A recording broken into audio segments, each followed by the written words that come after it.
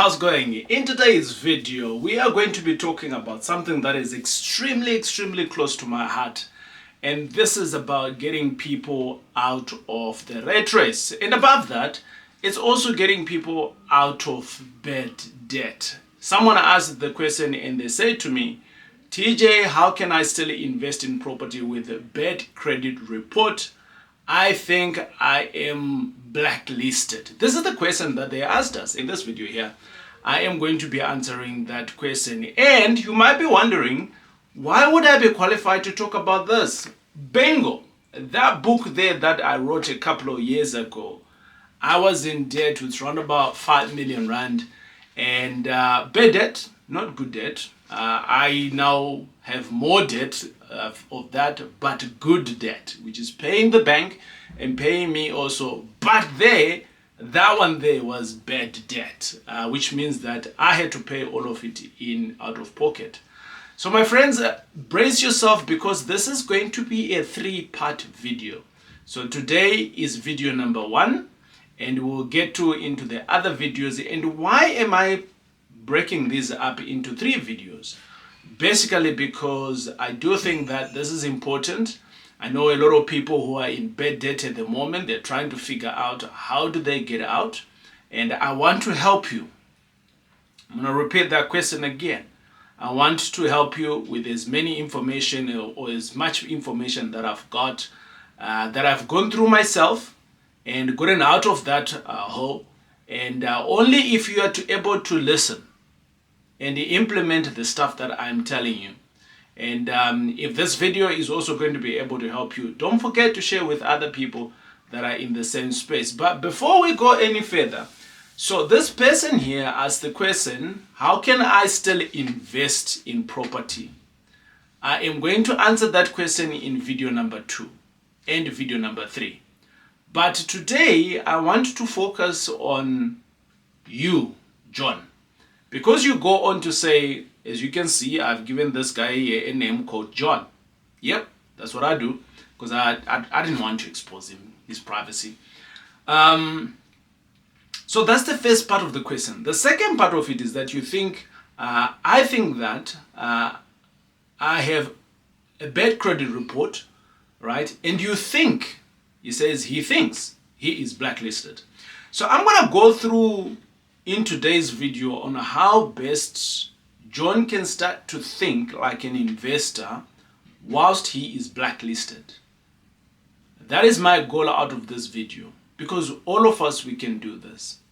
Your situation today doesn't mean that it will remain the same, right? That's point number 1. Point number 2 is that the season that you are in today, if it is not sorted, it will continue haunting you for the rest of your life. So how best can we solve it? And in this video, I want to spend a little bit more time for us to actually understand how best we can solve the problem of the bad debt part of it. And then thereafter, we can free our mind. So I want to give you some pain points. If you're already in bad debt, you will confirm with me. And let me know in the comments, from a feeling perspective, you are scared. You're scared of even answering your own phone, right? And if you're staying in a house, you're already thinking that maybe they will come for me. So you're consistently scared. My friends, if your brains are scared, you are not in your creative mode, which means that you can't be building. So I want to stop the scary thing so that you can be able to work.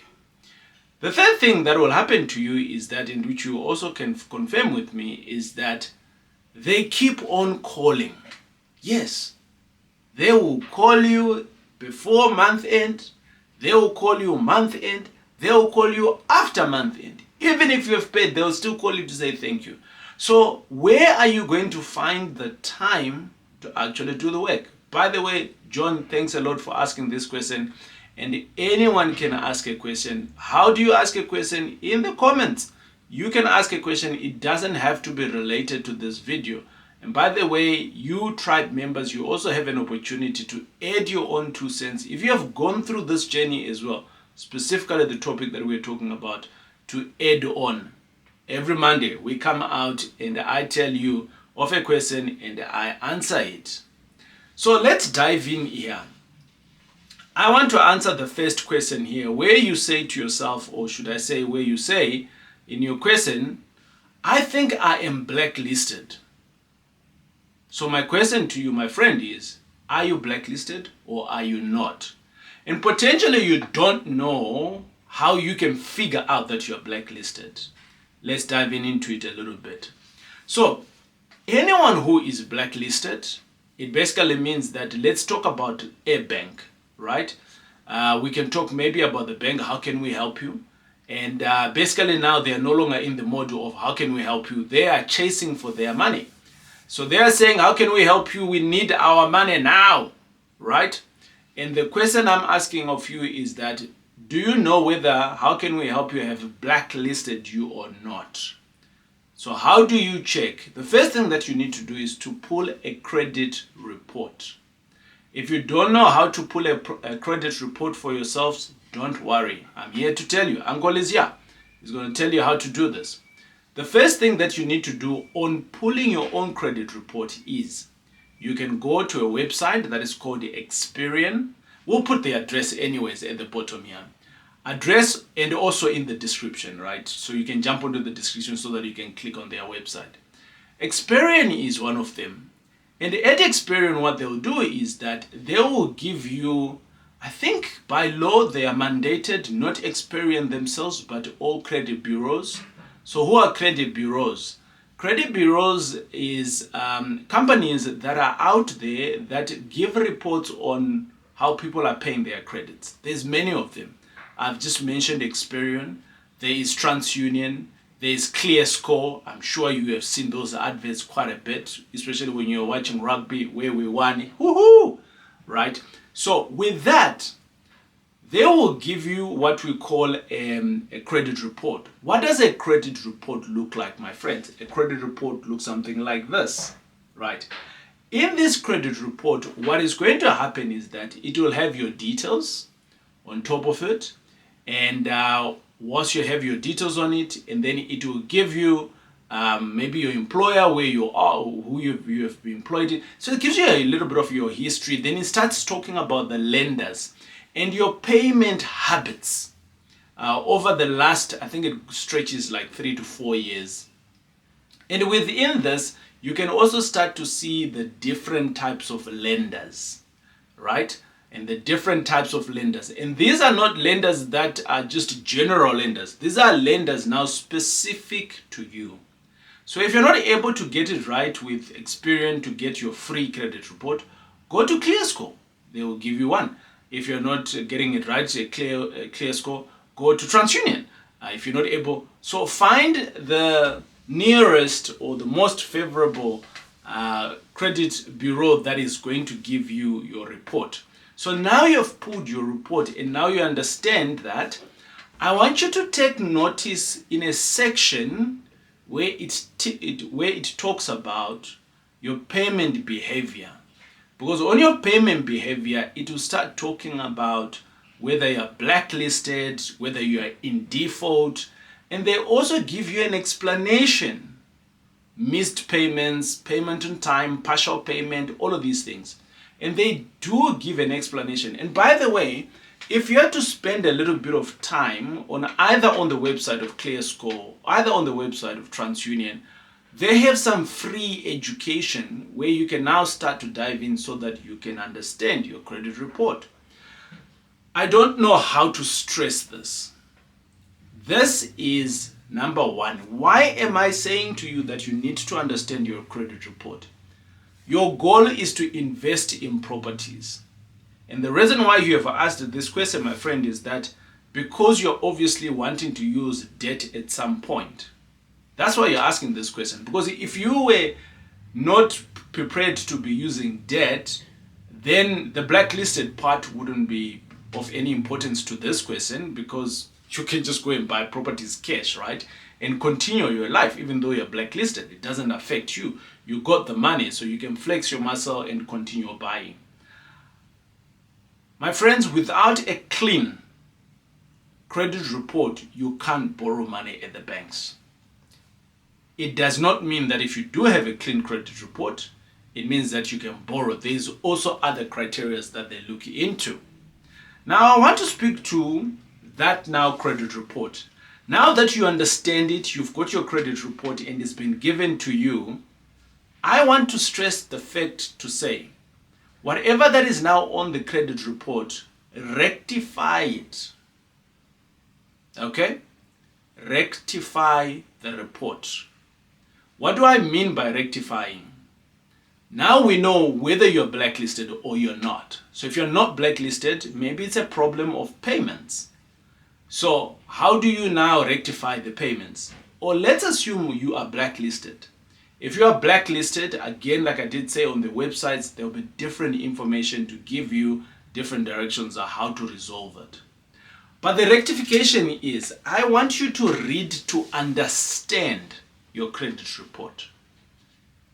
Read to understand your credit report. More importantly is something that I did myself when I was in bad debt. I didn't get blacklisted, eventually, praise the Lord.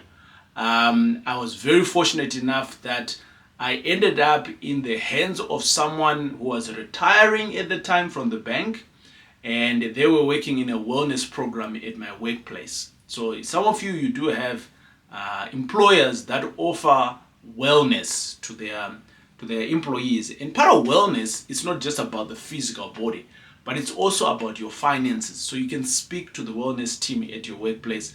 They can be helpful. They were helpful to me at the time. I like I did say, there was an elderly man who took a liking in me, and he gave me the steps of how to rectify my affairs, and I followed that until I was able to get out. The next thing that I want to speak to about rectifying is a sub point around rectification, is that number one, take all of your lenders that are on the credit report and then take an Excel spreadsheet or a paper or whatever it is. I like to do it on an Excel spreadsheet, and list all of your lenders that you know you have borrowed money. And then do like for like to check, is it the same? Or I went to Standard Bank, I had one account. Is it showing on my report? Maybe you had a home loan at Standard Bank. So is your home loan showing, and is it showing the side? Let's say you had a car, a motor vehicle. Again, it's still Standard Bank, but it's now a different account. What I like to do is that I also wanted to now go in and say, home loan is now 200,000. Motor vehicle is now 20,000. So I'm writing the initial capital now. And this way now, my friends, I can be able to understand my entire debt. I've got everything on a list, right? And within my list that I know, I can now verify to see whether the credit report is also showing the same. And if it is showing the same, then bingo. This is an exciting moment. And why do I say it's an exciting moment? It means that the data that they have and the data that you know is the truth. Everything that they are tracking is what you know. If there's going to be an account that you don't know, and it was a true, it's a Foshini or something like that, you can object that, and now that's a fraud. So that's something that's fraudulent now, right? It's someone that has taken advantage of your profile, and you didn't know about it, and bingo, you are now supposed to be paying for that. So I hope that's not the case, because then if all of your accounts are listed there, then that's great. But what if you have more accounts than what is listed? Of course, you need to be truthful. That's what integrity is all about, right? So you need to go into your credit report bureau and ask them to say, I don't have this account on my profile, and it's my account, and it's my account. Are they reporting on it? So the lenders needs to report on it. And once you've got that, now this is now your departure point of rectifying your credit report. Then I should be asking myself is that, what is the next step? The next step is that you now need to call all of your lenders, right? You now need to call all of your lenders, whether it is FNB, ABSA, Standard Bank, I don't know, Sanlam, machoneso, whatever it is, the list goes on and on and on. And let's assume you've got 10 of them. At each company, each lender, basically what they're going to do is that your account is no longer a normal account. They have taken your account into collections, and maybe in that collections, hopefully it is still with the bank. Sometimes what the bank does is that they actually give it to a third party, and that third party is now collecting on their behalf. So what do you need to do? Call your bank. If it was a home loan, you call ABSA Home Loan. If it was Standard Bank Personal Loan, you call Standard Bank Personal Loan. They will double check your account. From your account, they will see that it's in collections. If it's in collections within the bank, they'll transfer you there. What do I want you to do when you're calling them? What you need to be doing is that you need to go in and stipulate your financial circumstances, right? So say to them, I have this personal loan that I took 5 years ago. My finances was great at the time, and now it is not. This is where I am today. I am getting paid 5,000 Rand, but actually all of my finances and all of my lenders, I am now supposed to be paying 10,000. So I can't afford it. How best can you help me? Can you restructure this? What do I mean by restructuring? They can look into your affairs, how much you are earning, and the type of the loan, and then they can maybe say, we're going to change it into a longer term, right? So the bank will always find a way to win, or should I say, find a way to help you if you engage them. If you don't engage them, they can't help you. They're going to think that you're running away with their money, and they are going to release a bulldog on you. So having said this, you call the bank. Now you are renegotiating your payment terms. At the end of your call, for each and every lender, what you are wanting to do is you want to come up with a better payment plan, right? You want to come up with a better payment plan. And when I mean a better payment plan, I'm basically talking here about a payment plan that suits you with your current income at the moment. So what, TJ, what if I don't know what is my payment? How much can I afford right now? All right. I feel you. Let's go to another step. And this step here is doing your budget. So do your budget in today's world, not when you used to have money, right? Back in the days, I used to have a farm and I had lots of cash coming in, and my budget was very delicious, and because I could afford it, right? But life changed and I had to change it. And at a point, my budget literally came down to like 10,000 Rand, and I had to fit my lifestyle to 10,000 Rand.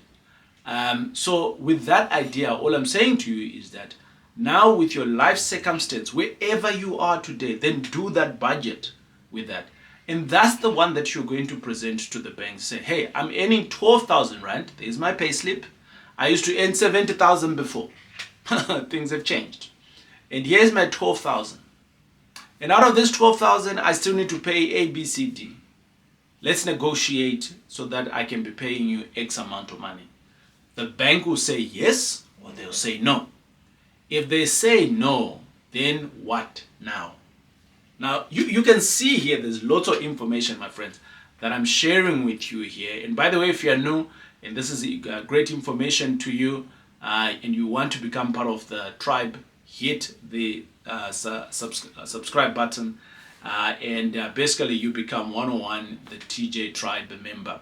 Now, let's go on to step number 3. Step number 1 was for you to double check. How best do you double check to see whether you're blacklisted or not? And step number 2 was to rectify it. Step number 3 was to call the lenders so that you can have a relationship and you can have an outcome, what is called a payment plan. And now step number 4 is that a lot of people struggle with this one. And a lot of people don't do this one. And this is, I don't know how to express it to you. I urge you, if your goal is to invest in property a little bit later, if your goal is to invest in property, which is the second video that I'm going to do from this one, keep your current income. What I'm basically meaning here is keep your current job. You have just made a payment plan, right, with the lenders, and you have said, you have agreed with them that you're going to be paying them 5 rand, 5 rand, 5 rand. So sharp. If you are to pay that 5 rand, they are going to adjust the credit report, and your credit report is going to start looking beautiful. Does it mean that all the debt is gone? No, that's not what it means. Your credit report is not, you're not vetted based on how much debt you've got, right? Yes, there is a component of that. But the majority of your credit report vetting is based on how well you service your debt, right? So in this case, you've made a payment plan, and now you're serving all of your lenders correctly, or fairly within the next 6 months or whatever year, your credit report will start to change. It will start growing, rising to the good numbers, and it just basically shows that you are giving attention to your lenders and you are paying them. So keep your current job. That's very, very important for the longest time that you can. Or if you are to ever leave your employer or your active income, wherever you're getting that income, leave for a higher income, not for nothing. Because if you leave for nothing, then it basically means that everything that we have done here is dololo, right? It means now you're going to be blacklisted for real. Number 6 is the holidays are going to come. You are going to be tempted for Christmas to buy your kids something. You are going to be tempted to buy yourself something. You're going to be tempted to go on a holiday. My friends, do not be tempted to ever stop that payment. Continue paying until the day that you are finished with that. And maybe the next question that you also want to ask me is, TJ, so now that I've got all this debt, which one should I pay the first? We'll do that on the second video, right? Today we're just talking about your departure point on how best you can be able to rectify this. So we've spoken about now your continuing payments, and point number 6, it speaks to what if the lenders say no? What if they say no, they can't lower the payment, they cannot restructure it? What are you going to do? I want to introduce you to something else that is already in existence. Lots of people have been helped with this process, and this is called debt administration.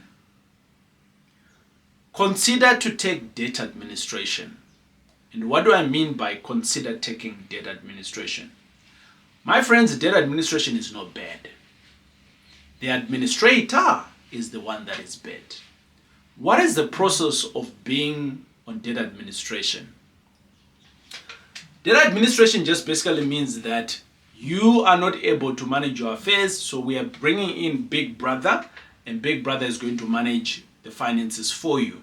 So in other words, all of these lenders of yours, we said 10 of them, they are all now going to report into this administrator. And the administrator is going to work for a fee, right? And you pay them. You don't really see that you're paying them, but you are paying them. But they're going to negotiate by law. They go to high court, and then they'll put in a petition to say, look, this person can only afford to pay this much. And they will look at how the lenders also lent the money to you. Was it reckless? Was it not? Was it fair lending? And things like that. If there's anyone who was lending recklessly at the time, they'll probably lose all of the interest that they were charging you, and the High Court will most likely to say, hey, pay Standard Bank the capital only over the next 5 years or 3 years or whatever the case is. Or this bank was actually a good lender. They lent this person money based on good lending criteria that is set for the country. So for that reason, let's do John will pay the capital plus 4%, plus 3%. What's that? The minimum I've seen was like 2%, right? Interest. Yeah. Yeah.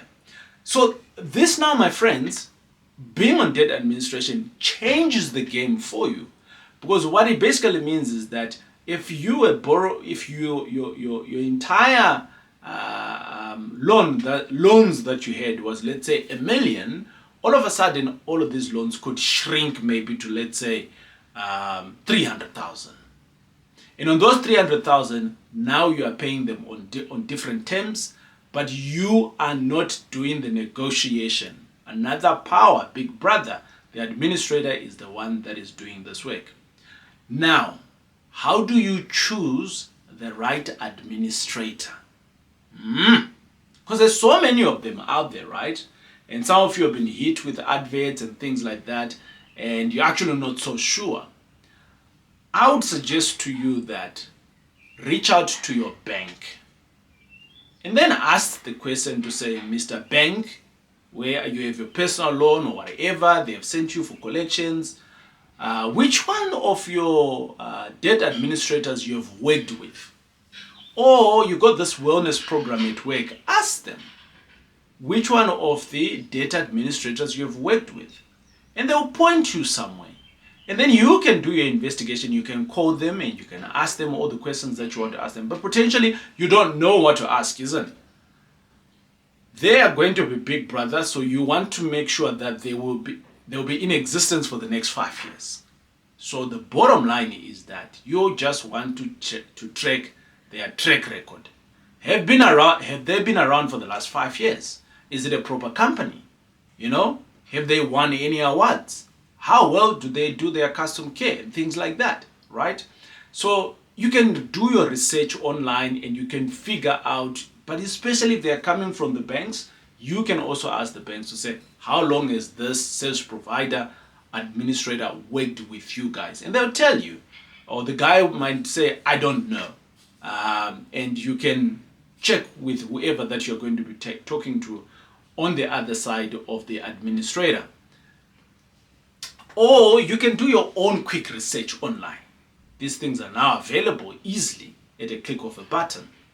But my friends, having said that, I did promise, the question was, how can I still invest in property with bad credit report? I think I'm blacklisted. My last point is going to be around how do you actually start to invest? And that, my friend, I am going to be talking in depth on my next video. But I want to leave you with a very actionable point on how do you start to invest. Well, you got in debt and you didn't know how to manage your finances. Problem number one. Number two, you are wanting to go to invest in real estate, and real estate doesn't come cheap.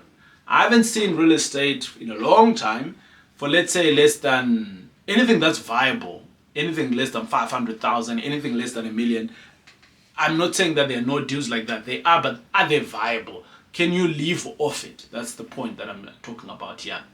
So for that reason, if you've been in debt and you haven't been able to manage it, which basically means that if you're to borrow again here, you are not going to manage it. So my point is, start learning how to manage finances. Oh, you thought it was going to be something amazing, isn't it? I'm sorry. But here on this channel, I am here to help out parents that are serious about trying to change their game plan. And for that reason, I tell you exactly how to do it. I tell you exactly what you should be doing to get to the next step. Not the fluffy things of, we should be doing, we should go and buy, No, I want to help you. That's why I've given you these step-by-steps. And like I said before, if you think this is helpful, you can hit the subscribe button, or on top of that, you can share with someone that you think could learn from this, and together we can learn. Together, we can change the narrative of our own families. We can start to buy some real estate, we can make it a business, and above that, we can feed ourselves, feed our families, and we can grow to be great leaders. This does not happen over a day. What I've explained to you can literally, maybe an action plan can take maybe about plus minus 30 days, right? So do not be discouraged. Do not be sidetracked. Do not get someone else who's going to say, hey, there's Bitcoin here. Do not go subtract and someone else is like, hey, there is this.